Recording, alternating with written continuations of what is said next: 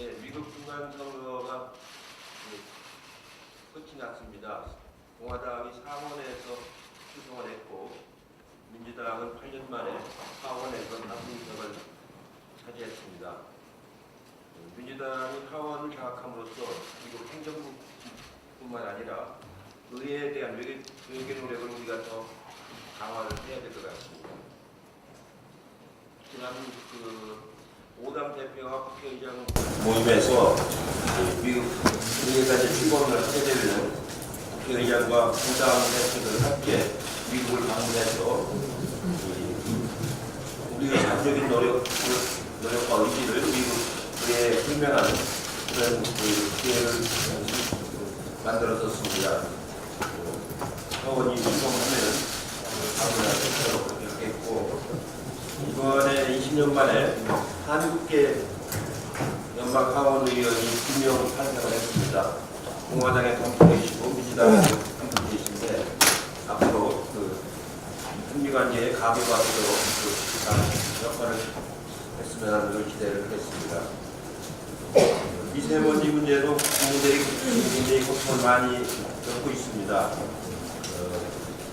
아마 이제 앞으로는 상시적인 위험을 가져가지 않을까 싶은 생각이 들어서 국가적으로 당 차원에서도 미세먼지에 관해서 각별한 대책을 기울여야 할 것 같습니다. 미세먼지 특별위원회가 설치되어 있는데 조만간 또 위원들을 더 강화해서 활발하게 활동을 하도록 해야 할 것 같습니다. 다음 주에 울산의 수소 자동차 현장을 방문해서 대기 오염 50일 친환경 미래 자동차 육성 방안에 관해서 해보도록 하겠습니다. 정부도 실효성 있는 미세먼지 대책을 더 강화해서 국민들의 건강을 책임져야 될 것 같습니다. 오늘 서울 종로의 한 고시원에서 불이 나서 현재까지 6분이 사망으로 보도가 되고 있습니다. 겨울철이 다가오는데 이렇게 취약한 지역에 안전점검을 더 철저하게 해서 사고를 예방하도록 소방당국에서도 만전을 기해 주실 것을 부탁을 드립니다. 이상입니다. 예, 다음으로 박주민 최고위원회 발언드리겠습니다. 예, 방금 대표님께서도 말씀하셨지만 오늘 새벽 종로 고시원에서 화재 사고가 났습니다. 실행자가 발생했습니다. 현재까지 6명의 사망자가 발생한 안타까운 소식입니다. 더 이상의 사상자가 나오지 않기를 진심으로 바랍니다. 관련해서 두 가지 측면에서 간단히 말씀을 드리겠습니다. 주거 취약 계층에 대한 대책이 매우 시급합니다. 10월 말 고령자, 고시원 등 주택 이외에 거주하는 가구에 대한 수요 조사 및 지원, 노후 고시원에 대한 매입식 공공 리모델링 시범사업 등 취약계층에 대한 주거지원 방안을 정부에서 발표한 바가 있습니다. 관련한 예산 확보 및 정책 집행이 속히 이루어질 수 있도록 국회에서도 최선의 노력을 다하겠습니다. 또한 제가 대표 발의하고 행정안전부가 추진하겠다고 밝힌 국가재난관리위원회 설치법이 1년째 논의되지 못하고 있습니다. 상시적인 재난 관련 점검 및 조사 업무가 이루어질 수 있도록 재난관리 시스템을 정비하기 위해서 이번 정기국회에서 반드시 이 국가재난관리위원회 설치에 관한 논의가 시작돼야 할 것입니다. 어제 대법원이 특별재판부에 반대하는 공식 입장을 냈습니다. 국민 눈높이에 맞고 획기적인 제대로 된 대안을 냈다면 100번이라도 양보할 수 있겠습니다만 사법농단 관련해서 공정한 재판을 하겠다는 대안은 전혀 없이 법관이 재판을 하니까 믿어달라는 식의 논리만 반복했던 것이기 때문에 매우 안타깝습니다. 어제 대법원이 낸 의견서에서 눈에 띄는 몇몇 대목에 대한 제 입장을 간단하게 말씀드리겠습니다. 첫째, 법원은 과거 1, 2, 3 공화국 당시 설치되었던 특별재판부나 특별재판소의 경우에는 모두 헌법상 근거가 있지만 현재 특별재판소에 대한 법률안에 관련된 헌법상 근거가 없다라고 주장합니다. 그러나 초대 헌법을 보신 분들은 다 아시겠지만 초대 헌법에는 반민족 행위를 처벌하는 법을 제정할 수 있다라고만 규정되어 있지 특별재판소를 만들어도 된다는 규정은 없습니다.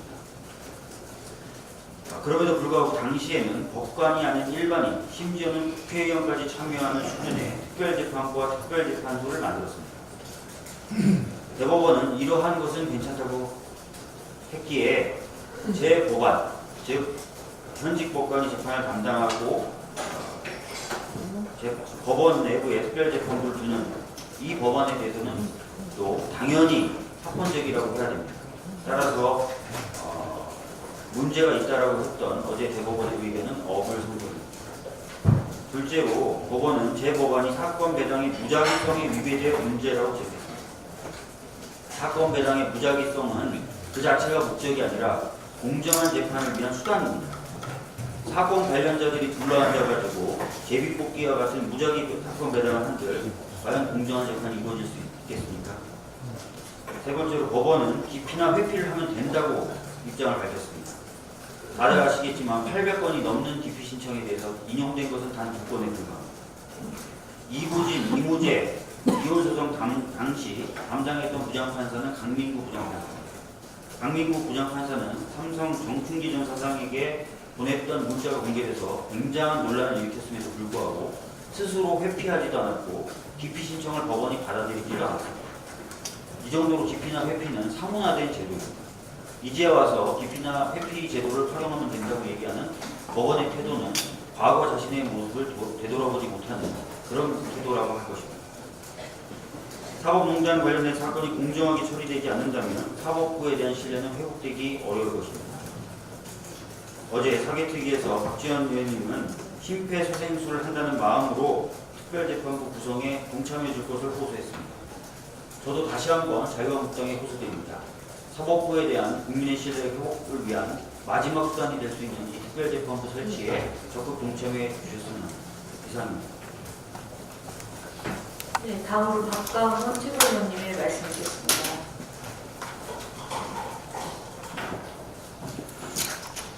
네, 국민연금 개혁안과 관련해서 국민들의 관심이 매우 높습니다. 공적 연금 개혁의 핵심은 현 세대든 미래 세대든 국민들의 최소한의 품위를 지킬 수 있는 노후 생활을 보장하는 방안을 만드는 것입니다. 이런 맥락에서 문재인 정부는 기초연금 인상과 국민연금의 보장성을 높이는 정책을 추구합니다. 내수 진작을 위해서도 적정한 연금 지급은 꼭 필요한 것입니다. 베이비부머 세대든 구력 소비층의 대규모로 은퇴하는 상황에서 어르신들이 적정한 소비 능력이 없으면 내수 경제에 많은 나쁜 영향을 주게 됩니다.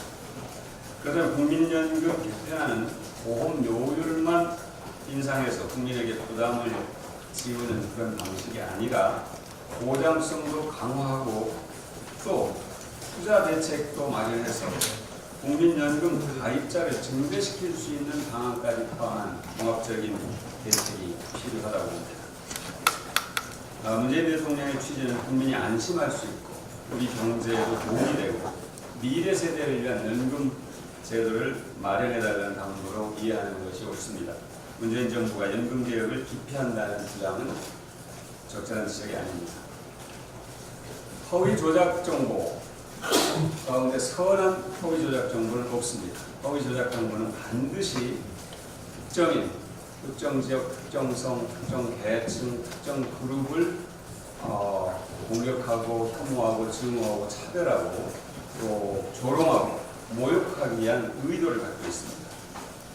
한 사례를 보겠습니다. 지난해 6월 새벽 영국 런던에 있는 24층 공공임대 아파트 그랜펠 타워가 순식간에 화열에 휩싸여서 무려 72명이 숨지는 참사가 있었습니다. 중국 사회 전체가 아픔을 극복하기 위해서 아직까지도 많은 노력을 기울이고 있습니다. 그런데 최근에 이 참사를 조롱하는 3분가량의 영상이 유튜브를 비롯한 SNS에 유통됐습니다. 동의로 그랜펠 타워와 똑같은 모형을 만들어서 불을 지른 다음에 불타 없어지는 모형을 보면서 임대료를 내지 않으면 이렇게 된다. 크게 웃으면서 조롱한 그런 내용입니다. 과연 이런 행위가 표현의 자유에 해당될 수 있는가? 이거 심각한 문제죠. 영국은 이들을 공공질서법 위반으로 처벌할 계획인 것으로 알려졌습니다. 영국의 공공질서법 5조는 위협적이거나 폭력적인 말과 행동, 게시물로 불안과 고통을 초래한 행위를 처벌하도록 하고 있습니다. 허위 조작 정보와 결합한 혐오와 증오 표현이 정제되지 못하고 확산되면 건강한 공동체가 유지되기 어렵습니다. 범죄와 갈등을 불러오는 행태는 표현의 자유로 보호받을 수 없다고 할 수 있습니다. 우리 사회에서는 어떻습니까? 세월호 희생자를 비하하고 조롱하는 영상들이 유튜브에 아직도 떠다니고 있고 일베 커뮤니티에는 한인들이 계시고 있습니다. 일베 같은 경우 자체적인 능력, 자정 능력을 갖고 있다고 볼 수 없습니다. 최근 국방부가 5.18 대원군 성폭행에 대해서 사과했습니다. 그러나 여전히 5.18을 왜곡하고 유족을 모욕하는 행위는 온라인상에서 공적 규제 대상에서 완전히 벗어나 있습니다. 이 온라인상에서 무차별적으로 번지는 허위 조작 정보에 대한 공적 규제의 필요성 다시 한번 강조합니다. 수고하셨습니다. 다음으로 김효영 최고위원회 발언이 있겠습니다. 지난 7일 더불어민주당 전력의 든든한 한 축인 보좌진 협의회에 조혜진 회장이 선출되었습니다. 더불어민주당 보좌진 협의회인 민모협 창립 28년 만에 최초의 여성 회장입니다. 여성은 아직 정치적 약자입니다. 저희 더불어민주당은 앞으로도 여성, 청년, 장애인 등 정치적 약자의 권익신장에 앞장서겠습니다. 어제 교육위원회 전체 회의에서 유아교육법, 사립학교법, 학교급식법 총 3건의 유치원 관련 3법이 상정되었습니다. 이번 개정안에는 정부가 유치원에 주는 지원금을 횡령 시 처벌할 수 있는 보조금으로 전환하고 부당 사용 시 반환하도록 했습니다. 또 징계를 받은 유치원장이 유치원 이름만 바꿔서 다시 개원하는 간판가리를 금지하고 교육부와 교육청이 구축한 회계관리 시스템 의무 사용 규정도 포함시켰습니다. 그러나 같은 날 한국유치원총연합회는 유은혜 부총리와 박용진 의원을 원색적으로 비난하였습니다. 과거 국가가 책임지지 못했던 유아교육의 한 축을 담당해온 사립유치원의 역할 자체는 높이 평가받아 나타납니다. 그러나 유치원은 학교입니다. 사립유치원은 국민의 불신을 해소하고 그간 만행으로 이어진 잘못된 부분을 고쳐나갈 때입니다. 자라나는 아이들을 위해 공공성과 투명성을 담보한 유아교육 환경을 마련해야 한다는 데에는 여야 간 이견이 없을 것입니다. 야당 또한 유치원 공공성 강화를 위한 관련 개정안 통과에 힘을 모아주시길 바랍니다. 서울시 교육청이 2022년까지 자사고와 외고 가운데 최소 5곳을 일반고로 전환하겠다는 목표를 제시했습니다. 그간 설립 취지에 맞지 않게 운영되어 고교 서열화와 일반고 황폐화, 옥석 가리기 위주의 교육 풍토의 큰 원인으로 지목되어 온 자사고와 외고에 대해서는 운영 성과 평가를 엄격하게 해서 그에 따른 조치를 해야 할 것입니다. 마지막으로 지난 7일 부산시와 부산시의회, 부산시 교육청이 급식도 교육이라는 철학 아래 내년부터 부산의 모든 고교 1학년생을 시작으로 무상급식 시행계획을 발표했습니다. 저출산이 심화되어 가고 수도권 과밀화로 지역이 황폐화되어가는 이때 부산에서의 무상급식 시행을 환영합니다. 이상입니다. 다음으로 한익순 최고위원회 발언 듣겠습니다.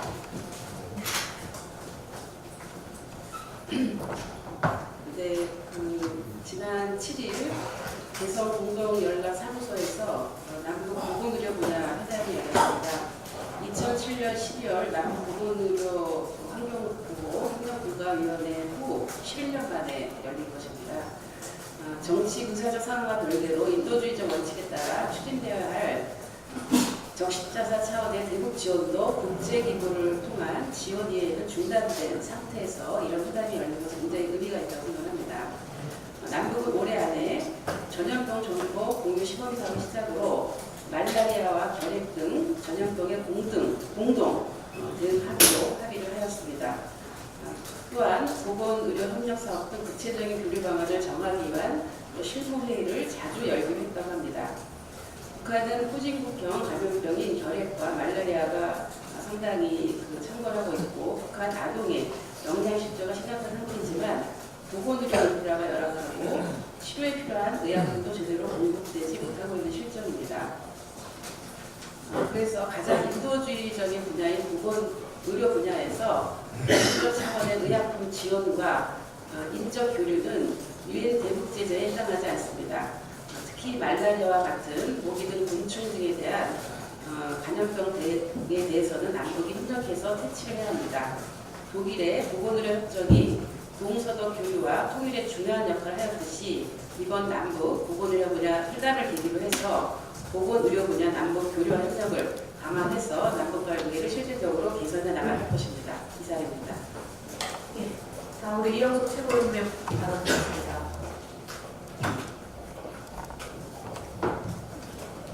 예, 대표님께서도 안타까움을 표시하셨습니다만 오늘이 소방 공무원의 날입니다.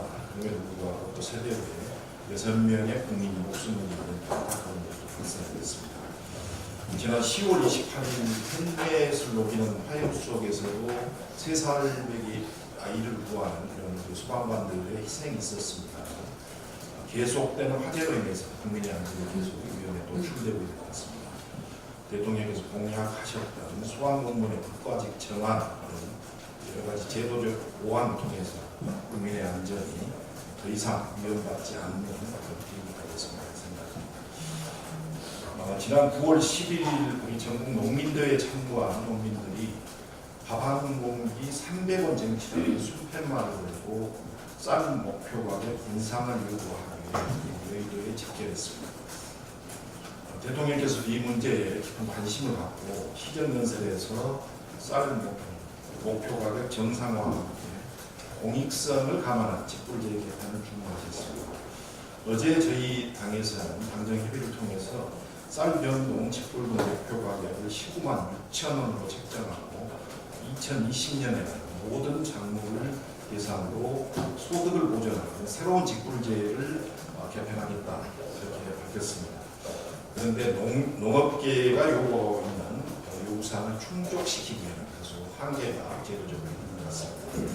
앞으로 총무처에서 현행 쌀 목표 가격 산정 방식의 문제점을 지속적으로 개선해 나가고 특히 대농과 소농 간 격차 그리고 기타 작물과의 형평성을 감안해서 쌀 직불제의 공익성이 담보될 수 있는 현실적 대안을 조속히 마련해 주실 것을 촉구하고 감사합니다.